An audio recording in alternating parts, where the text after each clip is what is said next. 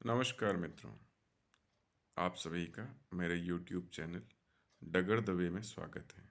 आज हम बात करेंगे कि महाभारत में सबसे अधिक शक्तिशाली, सबसे ज़्यादा प्रभावशाली पात्र कौन था और क्यों था। मित्रों, महाभारत में कुल मिलाकर 18 औक्षणी सेना ने युद्ध किया था, जिसमें 11 औक्षणी सेना कौरवों की तरफ से तथा 7 अक्षौणी सेना पांडवों की तरफ से लड़ी थी। महाभारत के पर्व संग्रह के दूसरे अध्याय के अनुसार एक औक्षणी सेना में 21,870 रथ, 21,870 हाथी और 1,09,350 सैनिक तथा 65,610 घोड़े होते थे। अर्थात सब मिलाकर 2,18,700 सैनिक एक औक्षणी सेना में होते थे। यदि 18 औक्षणी सेना का अनुमान लगाया जाए तो 39,36,600 सैनिक होते हैं। अगर आज से कंपैरिजन करें तो आज हमारे पास विश्व की तीसरी सबसे बड़ी सेना है, जिसमें 11,55,000 सुरक्षा बल हैं। इसमें इंडियन आर्मी, नेवी, एयरफोर्स तीनों का समावेश होता है। इस प्रकार उस समय का युद्ध बड़ा ही घमासान था और भयावह भी। सन 1901 के आंकड़ों के अनुसार हमारी उस समय की कुल जनसंख्या लगभग 23 करोड़ 84 लाख थी। मेरा अनुमान है कि महाभारत काल में यह शायद 1 करोड़ के भीतर ही रही होगी, क्योंकि जिस तरह का जनसंख्या विस्फोट स्वतंत्रता के बाद हुआ वैसा पहले नहीं था। ऐसा प्रतीत होता है कि स्त्रियों और बच्चों के अलावा लगभग सभी लड़ रहे थे। महाभारत एक द्वंद्व को परिलक्षित करता है जो कि सत्ता और महत्ता के लिए लड़ा गया, जहाँ द्रौपदी, सुभद्रा, कुंती, गांधारी आदि जैसे नारी मूलक प्रश्नों का उद्धरण इसमें है। वहीं पुरुष प्रधानता और उद्वेग को दिखाने वाले जरासंध, जयद्रथ, दुर्योधन, दुशासन आदि के उदाहरण भी। एक तरफ कर्ण और एकलव्य की महत्वाकांक्षी उत्कंठाएं हैं, तो दूसरी ओर अभिमान, आक्रोश, व्यवस्थाओं के पुनर्स्थापन के प्रयास। चरमराती परिवार व्यवस्था और उसके पुनर्समायोजन के प्रयास साफ देखे जा सकते हैं। इसीलिए शायद महाभारत को पढ़ने और घर में रखने से समाज को आगाह किया जाता रहा और उसकी जगह गीता और श्रीमद् भागवत को वरीयता दी गई। हालांकि उत्तर भारत में आदर्श परिवार के रूप में राम और उनके अनुजों को ही देखा गया। बहरहाल महाभारत के युद्ध में उभर कर जो सबसे विलक्षण और महत्वपूर्ण पात्र निकलते हैं वे हैं भीष्म, कर्ण, अर्जुन और बर्बरीक। भगवान कृष्ण तो बाय डिफ़ॉल्ट हैं, क्योंकि वही सब चीज़ों के कर्ता धर्ता हैं। भीष्म 33 कोटि यानी प्रकार के देवताओं में से एक वसु थे और एक अभिशाप के कारण उनका धरती पर अवतरण हुआ। गंगा और शांतनु के पुत्र होने के कारण वे गंगा पुत्र भी कहलाए।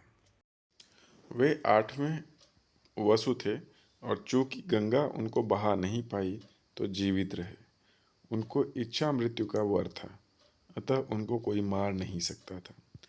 उनकी वीरता और युद्ध कौशल का प्रतिमान इससे सिद्ध होता है कि धरती पर 36 बार क्षत्रियों का नाश करने वाले परशुराम जी उनके गुरु भी थे और उनसे युद्ध किया था और बराबरी की टक्कर दी थी। महाभारत के युद्ध में पांडवों की 3-4 औक्षणी सेना उन्होंने अकेले ही साफ कर दी थी। इतने धुरंधर वीर का फाइनल राउंड में पहुंचना तो बनता है। कर्ण, कुंती और सूर्य के पुत्र थे और एक तरह से देखें तो पांडवों के बड़े भाई। जीवन भर वह अपने अधिकारों से वंचित रहे, किंतु उनकी आंतरिक क्षमता और मित्र दुर्योधन की सहृदयता ने उन्हें अंगराज्य का नरेश बनाया। यह भी परशुराम के शिष्य थे और बड़े ही धुरंधर योद्धा थे। भीम के मायावी पुत्र घटोत्कच का वध इन्होंने ही किया था। महापराक्रमी भीष्म तथा गुरु द्रोण की मृत्यु के बाद कौरव सेना का सेनापतित्व इन्हीं के हाथ में था। जब अर्जुन के रथ पर बाण चलाते थे तो वह 16 योजन पीछे चला जाता था। वह भी तब जब स्वयं संकट मोचन हनुमान उनके रथ पर विराजित थे। युद्ध के अंत में गुरु से मिले श्राप के कारण वे अपनी विद्या भूल गए और अर्जुन जैसे महारथी के हाथों वीर गति को प्राप्त हुए। अर्जुन हमेशा से सबके प्रिय पात्र रहे हैं, भगवान कृष्ण के भी। तभी तो उन्होंने गीता का उपदेश भी अर्जुन को ही दिया। कृष्ण और अर्जुन वास्तविक तौर पर नारायण और नर का पुनः अवतरण है। इनको तपस्या के बाद देवताओं से अनेक वर और अस्त्र प्राप्त हुए थे। ये गुरुओं के भी चहेते थे। ऐसा माना जाता है कि बिना इनके पांडव कभी महाभारत जीत ही नहीं सकते थे।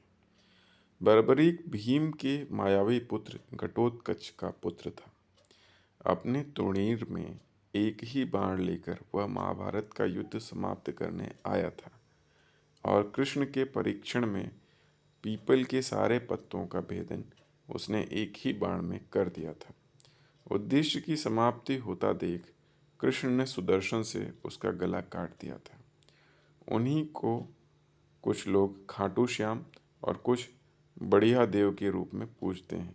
वे बच्चों के रक्षक माने जाते हैं।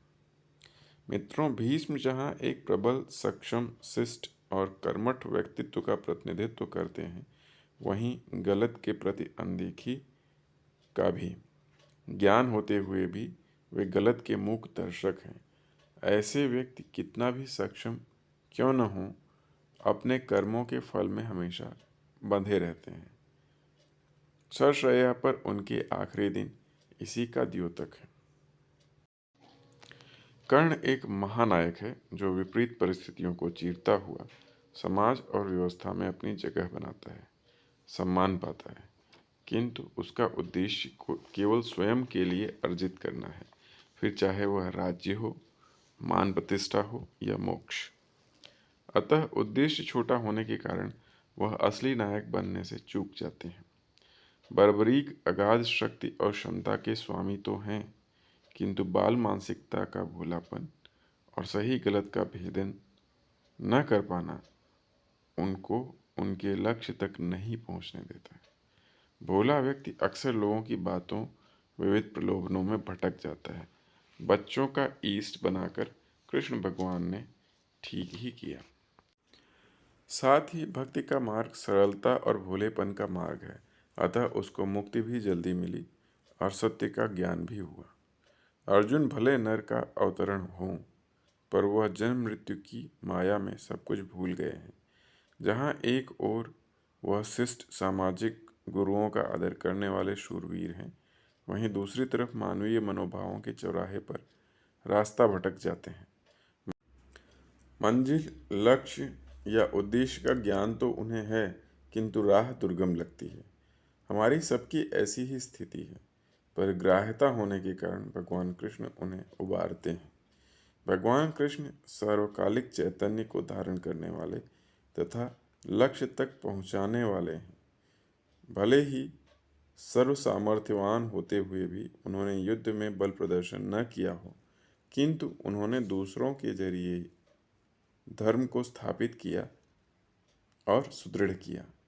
अपने नारायणी सेना कौरवों को भले दी, पर स्वयं महद उद्देश्य की सफलता के लिए प्रयासरत रहे और सफल भी हुए। यही उनकी सिद्धि और उनका विराट स्वरूप है। इस प्रकार भगवान कृष्ण बिना युद्ध लड़े ही महाभारत के सबसे बड़े और सिद्ध योद्धा हैं। मित्रों, ज्ञान गंगा का सिलसिला यूं ही जारी रहेगा। कृपया जुड़े रहें और लाइक, सब्सक्राइब तथा शेयर करते रहें, ताकि भक्ति और प्रेम यूं ही प्रसारित होता रहे। धन्यवाद।